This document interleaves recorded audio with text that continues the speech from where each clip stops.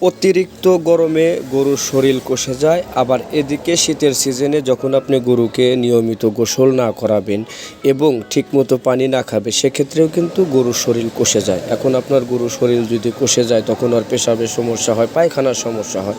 তো গরু পেশাবজনিত কারণে বা পেশাব আটকে যাওয়া বা পায়খানা টাইট হলে আপনারা অ্যালকাসলের যে আলকুশি সিরাপ আছে এই সিরাপটা ব্যবহার করবেন।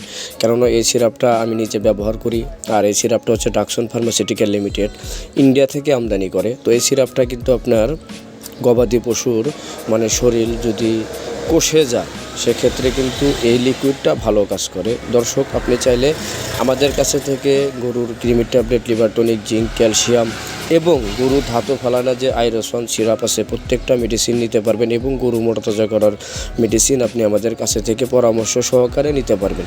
যদি কেহ কোনো মেডিসিন নিতে চান অবশ্যই স্ক্রিনে দেখানো নাম্বারে যোগাযোগ করবেন। ধন্যবাদ সবাইকে।